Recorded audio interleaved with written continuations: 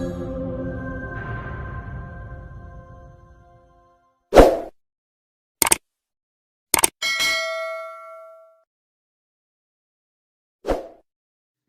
нели денеска е прочка за нас, нели секојдневно, ама ја накаснено викам, кога сме слушале, така викам, комашинче, ја и ти ќе видиме најблиско до Господ. Викам, зашо? Викам, ја и ти највише се каеме. Кога има покајничко срце и кога има жал за некои работи, не дозволува нечисти работи у неговиот живот. Викам, може ли правиме некои ситуации, нели, како човеци, како побожни луѓе, сгрешни у некои работи, но Светиот Дух кога не пресведоче, тука една, да не чекаме една година, туку да се покајаме. Така да викам, секој пат ние имаме привилегијата да се покајаме, да речеме Господе, прости ни, за да може да имаме заедништво повторно со Него. Така ја ве благословувам и прекрасно ми колам тука така да верувам дека ќе имаме благословено време од Божиот збор. И нека така не беме и сестите беа од неготено у Гевгели, имаше едно благословено време. Божиото присуство беше таму. И викам, Господи, ја уживам у Твоето присуство. Знаете, Божиото присуство е одмор на душата. Божиот мир, Божиото присуство, Божиото помазание.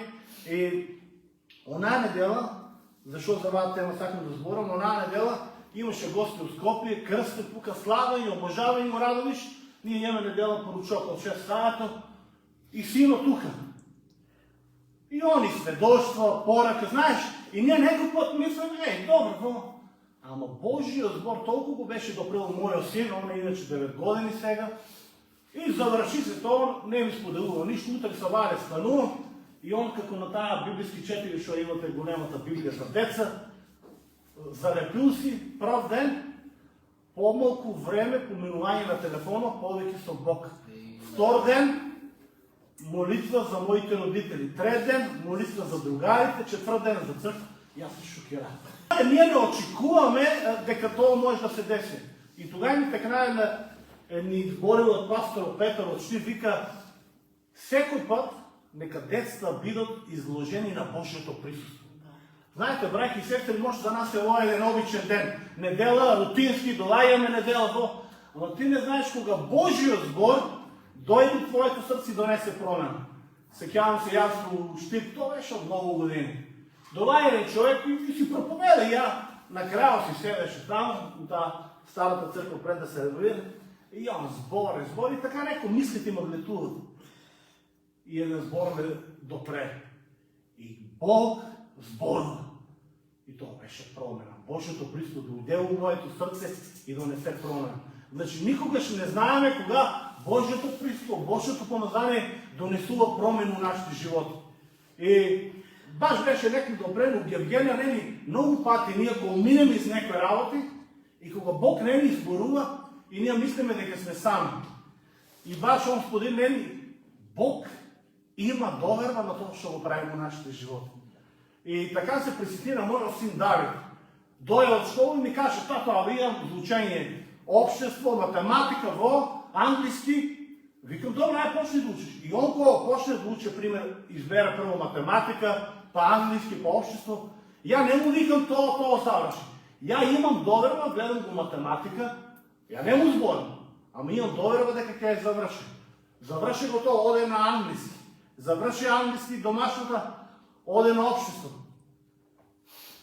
Јас сум кај него, ама не му зборам. И многу пати, браќи и сестри, Бог е со нас, има доверба тоа што го правиме, ама не ни збори. А ние многу пати, знаеш, ајде да го прашаме Господ. Бог не се пиша овие 60 книги. Има работи кога треба да го слушаме Божјо глас. Ама има работи што Бог ни е доверил на нас. И тоа е привилегијата, зашо вика? Не ве речувам некои слуѓе, наречувам пријатели. Ја на Давид не му зборам секој ден, дали стани, зависи ми, да, кажам. Ама утре он знае дека треба зави да сме. Јас сум кај него у дневната соба, јас сум со него, чувствувам го Божето присуство, ама некој пат не му зборам. И знаете што, у Стариот Завет и он имаше знаете, у Стария Завет Божието присъство беше на едно место и Бог, кога му зборува на Йона, и Йона се вика, и аз ќе побегнам от шо? От Божието присъство. И много пъти, браки и сестри, ние се обидуваме да се отстраним от Божието присъство. Се обидуваме на наши начини да си направим някои свишени активности и да се оттръгнем, защо? От некакъв Бог не ни зборува. Читаме и како секој ден на тая рутина, помолиме се, отиваме на работа, доеме на църква и гледаме некои нема надприродни работи и викаме се, Господ не зборува. Това е най-големата лага на дявола, дека Божието присъство се отстранува от нас. Не. Кога ние се покаяме, како што споделиме, нели? И кога ние го приемаме Христос, и кога Светиот Дух дое и не запечате, ние сме запечатени со Божието присъство. Помазанието значи присъството Негово. То значи Бог е со нас. То значи на кръсто е плати цената, го излея Неговото присъство и Он има доверба да го правиме тоа што Он сака да го правиме. Не да правиме работи што ние сакаме, туку ние кога ги правиме работи дневно, нема потреба да го прашувам. Господи, сега да отиваме лед да купим, кога нема лед, трябва да купиш, така ли? Сега да се молим, нормално ќе се молим. Да се молим за неспасени. Той не го пише в Божия збор. Божието присъство, Божио збор ни кажува што трябва да правиме некога. И ќе прочитам сакам от параболата за блудниот син, познатата рола. И нели помладиот син долаја кај таткото, татко, дай ми го мојо дело. И ќе прочитам от 12 на средината. И вика, и той им го раздели имото, и 13 си вели вака, а по неколко дни помладиот син собра се свое и отиде во далечна земја. И таму го потроши својот имот, живејќи развратно. Знаете, земе нешто од Бог, дојде кај Бог, Бог не спаси, земе го тоа што ни е добро и отидеме далечно у некоја земја.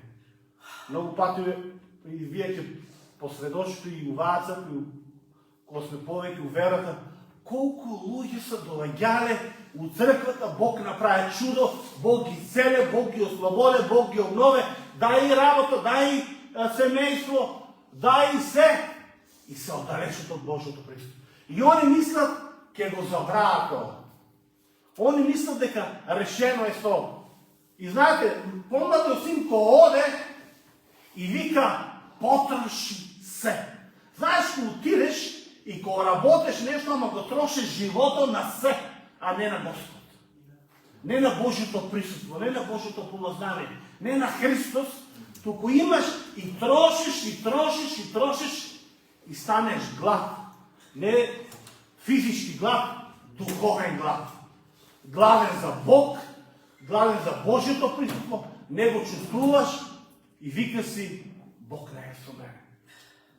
И много ми се допая тук у параболата и вика, Он си дойде на себе си. Към мојо татко, моите слуги имаат се. Знаете, браки и сестри, Бог ми е благословил со много работи. И много съм му благодарен. Ама много работи забравам, ама никой път не го забравам Божието присъство, кое ме е посетил. Никой път не ги забравам моментите, може би вие ќе посведочите, кога помазанието дойде, кога присъството Божие. Вау! Мир, пълнота и 16 псалм 11 си вика, во Твоето присъство вечно блаженство, десно от Тебе вечно блаженство. Браки и сестри, у Неговото присъство и аз и ти имаме блаженство. Или нашето превод да го кажем, навистина срекни, навистина радостни, навистина благословени. И у Него добиваме се. Ама всеки път ние сакаме да го следваме Христос, Ние го гледаме зачетникот на нашата вера и се стремеме, но не, некој път се отстранаме от пато. И потрошеме се, и трошеме се, и трошеме се. И интересна една работа вика, и той се прилепи кон еден човек. Знаете, кога доваѓа такви моменти, тенденцијата наша, за да избегаме от Божието присуство, прелепаме се пред човек. И сакаме да ни го даде истото мислење, што ние го сакаме да го слушнеме од него. Има една тенденција лоша, што одеме кај луѓе, што не са духовно зрели, што не са духовни татковци, што не са водачи, и он ти го каже тоа што сакаш да го слушнеш. Да, така треба, па ние нямаме време за црква многу, па ние нямаме време за то, ама празното столче покажува се. Што покажува? Дека се минеме низ некој природ, секој мине низ тешок период. Ама тоа покажува дека се острануваш, повторно ќе споделам тоа со еден брат, вика главата ме боли, нема да дам на црква. Дома ќе те боли, и црква ќе те боли, ама у црква може ќе се помолиме Бог, ќе ти исцели. Не знаеме Бог шо, каков збор има за нас, спремано еден збор. Цела проповед збореше, еден збор ме беше допрел, 7-8 години го памнам таа проповед. И Господ зборува. Зашо? Ути беше на црква. Зашо? Ути беше помеѓу заедништво, помеѓу браќата и сестрите. Зашо мојот син беше допрен од сведоштвото и тоа? Зашо Божјото присуство беше и донесе промена на неговиот живот. И тоа може да замислите колку јас се радувам кога го видам синот, а колку повеќе таткото се радува кога ние сме у неговото присуство. У Псалм 84:10 шо вика? Ајде ќе прочитам да не го парафразирам. Зашто еден ден во твоите дворови е подобар отколку 1000 дни напор. Еден ден. Знаеш што е? Тоа е трампа. Еден ден поблагословено е у Божјото присуство отколку 1000 денови напор. При зашо младите се збират, дојделе од Скопје, дојделе од Штип, дојделе од Неготино тука да се подружат младите. Заедништвото. Да, можеме надвор да излеземе, имаме и за кафе да се напиеме и се. Ама заедништвото е многу битно. Браќи и сестри, најголемата промена кај мене е донесело заедништвото со верните. Библијата, не дали се служуваме теолошки, некој пат ќе се имаме различни правци, но секој пат е било најпрекрасно кога имаме заедништво. Кога се молиш, кога ја видиш сестрата, кога видиш брата, кога ги прегрнеш и кога кажеш како си. И кога видиш насмевката или кога видиш болката и кога не може, чека да се молим. Разбирате? Тоа е присуството Божие. Што треба да очекуваме? Да, има моменти кога Бог доаѓа надприродно и ги оставаме работи у Него. Ама Божјото присуство менува се. И како вај млад човек, кога се освестува и се доаѓа на себе, што прво прави? Погреши, греши. Знаете, баш тоа го кажавам, а тоа е вистина, покајничното срце Бог никогаш не отврлува, тоа Давид го кажува. Божјо збор го кажува. Кога ние доеме и кажеме, Господе, сгрешив, помладиот син шо вика, сгрешив на кој? Пред небото и пред мојот татко. Кога ние доеме и кога кажеме, о, Господе, прости ми. Прости ми за мојата повреда по мојата сестра Радка или по некој друг. Брака, у вие 15-16 години, ја никогаш не сум видел, кога сум дојдел кај некој да се намрште. Секој пат кога сум дојдел кај некој и кога сум речел, брат, не го трашам кој е виновен. Отидам и кажам, брат, прости ми, јас греши, што те повреди со зборови. Брака, знаете ли каков гар тоа ми спуштат? Право го спушти, знаеш што ми вика? Не ми сгреши ништо. Разбираш? А ако не му потраеш прошка, налуте се, неќе да зборе на другиот. Ама ти кога отидеш кај некој, тоа е и помеѓу маж и жена, помеѓу дечко и девојка, помеѓу роднини, пријатели, помеѓу деца и родители. Кога ние одеме И кога ние го правим нещо како во Савале, сестрата Радка што го направила, нема гарка, спуште го. Насметката се. Зашо? Оти донесе измирување. Донесе измирување и Божјото присуство ни исполне. Вика, и учениците се исполнија со Светиот Дух. Они се каја. Петар вика, горко заплати и се покаја. Има една начин ко дојде на себе си, или кога у денешно време, браќа и сестри ви кажувам, кога Светиот Дух ве посете и сака да те пресведочи, бидите осетливи. Ѓаволот обвинува, осудува и сака да те острани од Божјото присуство. Светиот Дух, делото на него е да те пресведоче и да те доближе до Отецот. И кога Светиот Дух те пресведоче за некоја работа, биди отворен за да рече се согреши. Не согреши жена ми, не согреши дето, не согреши пастор или црквата, согреши јас. И прости ми. И шо правиш тогава? Взимаш го чекор и много ми се допаја кај таткото тука и шо вика? И кога го виде оддалеко. Може да замислиш, таткото го чека оддалеко сина да дојде. Много пати нели кога сгрешеме, але даеш го првиот чек и готово, знаеш дека си погрешен. И Светиот Дух ти напомне. Знаеш и кога даеш првата чекор, вториот чекор, третиот чекор и кога речеш прости ми и мир дојде. И така и таткото тука кога го гледа и шо вика? И кога го вида оддалеку се затрача и шо направи? Прегрнажа и го целива.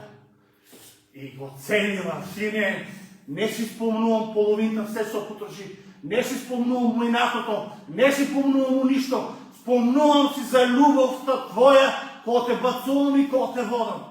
Тоа е нашиот небесен татко. Не се спомнува за нашите минати греови, зашто ние се покајаме, браќи и сестри.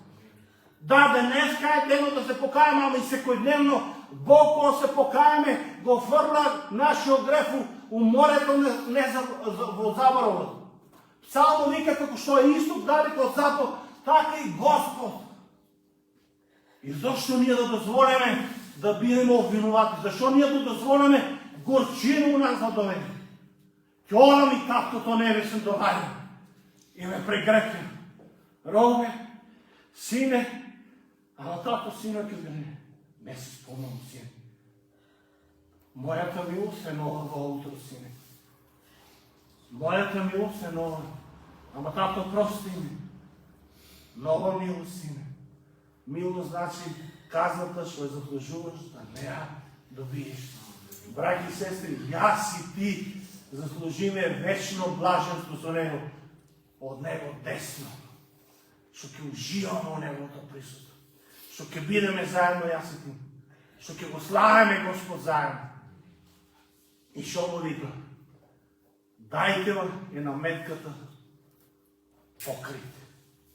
Знаете се што сме покриени јас и ти у денешно време? Со крвта Христова. Наметката беше за сина и за ќерката, денеска крвта Христова не покри со се и не очисти усе. И крвта Христова се чисте. Зашо? За да имаме заедништво со него. Таткото трчаше, Христос дојде у нашиот живот. Таткото одеше, Светиот Дух дојде да живее во мене и во тебе. Имаме го присуството Божие. И шо вика? Дај му го прстено. Дај му го авторитетно повторно. Знаете, браќи и сестри, кога ние се покајаме, кога горчина излезе, кога гнев излезе, авторитетно повторно не ја даде. Повторно го јавам тај авторитет што ѓаволот сака да обвинува и мене и тебе. И да не одалече од син, да не одалече од снага, да не одалече од ќерка, да не одалече од син и да се лутам на жена ми една недела. Не! Бог сака у моментот да, може би треба време за исцеление, ама прошката е одма. Синот ми рече, 3 години ке чекам па ке одам ке таткото. Вика, сгреших против небото и земјата и одам. А што правиме ние, браќи и сестри, денес? Држиме горчина, па ми треба време, па копаме унатре, па нешто повикуваме. Што повикуваме? Библијата вика, оди. Ако ти сгреши братот, викни го. Да ги оставиме телефоните настрана на врзучедо да звониме или на другаро и да му кажеме оговарањето, отидам кај него, да го повикам и ќе му кажем сгреши. Зашо?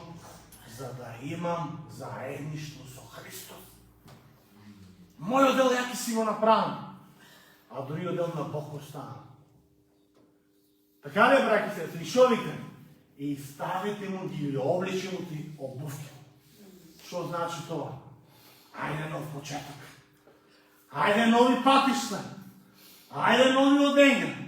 Ајде старите работи да ги оставиме. Ајде нови. Знаете кога купиш ново нешто, патки, кондури, женски, како се всеки старото го фрлеш? Вау, и обля, и вау. Господе, фала ти. Фала ти старото што го забрави, фала ти старото што го отстрани од мене, фала ти што ми даде нов живот, фала ти што ми даде вечно блажност. Знаете, ја не ќам да бидам како Јона, да бегам од неговото присуство. Јас сакам да се соочам со мојот татко. Зашо?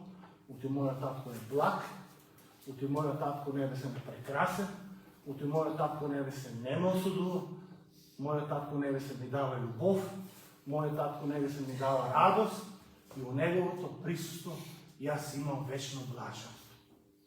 И многу ми се допаѓа Псалм 85, 10 стих. Има и една песна напишана за овие стихови. И вика, милоста и вистината ќе се сретнат, праведноста и мирот ќе се целиват. Милоста и вистината ќе се сретнат. Милоста Божја се сретна со вистината. Знаете кај се сретна? На Голготата. На Голготата се сретнаваме. Казната што требаше јас и ти да ја добиеме, Христос се зема. Зашо? За јас и ти денеска да имаме заедништво со Него. И многу ми се допаѓа во праведноста и мирот, овај превод вика ревидираното ќе се бацува, ќе се целива, а во Константино вика ќе се прегрна. Знаеш кога Божиот мир и праведен си се прегрна тука? Знаете, ја кога го фана моето синче, кои имате родители, кога е мал, не го пушташ, помно се ти го држаш, прегрнеш го, сладко ти е и имаш мир. Така и Светото кога дое да живее у нас, имаме Божи мир. И таа праведност Божја се прегрнати и не може да се оддела. И ти одеш. Шо? Одеме преку Христовата праведност. Зашо? Ути го имаме Божиот мир. А у Исаја ќе рече, нема мир за безбожниците, говори Господ. Јас и ти сме праведни преку Христос, откупени, очистени, ослободени. Зашо? За да имаме влез у Неговото присуство секојдневно, секој час, секој миг, у секое време, брати и сестри. Ајде да бидеме тие војници и што ќе речеме, кој ќе ме спречи? Темнината, височината, длабочината, ангелите, демоните, кој ќе ме спречи од Божјото присуство? Никој. Ни ѓаволо, поразене, разоружане, за јас и ти да можеме денеска да дојдеме у Неговото присуство. Браќи и сестри, разцепи се. Разцепи се. И затоа имаме ние влез у Неговото присуство. Затоа ние имаме добро утро, брат. Затоа имаме ние слобода да дојдеме. Затоа ја имам слобода се бавиме со кафето, да застанам и да речем добро утро, мој татко небесен. Зашо? Оти го чувствувам Неговото присуство. Се бавиме уште при црквата да имаме со крсте кафе, да пиеме со пастор. И пастор и кај да се помолим, кога почна да се молам, Божиото присуство. И знам, и кафето тука, и знам дека Бог е со нас. Тоа е најубавото, најблаженото. Давид го е постувал. Подобро е, вика, еден ден, колку 1000 дена у шаторот на честните. По-добро е, вика, от Твоето присъство вечна облажност. Така, браки и сестри, вика, Господ не благослови. Немойте да бегате.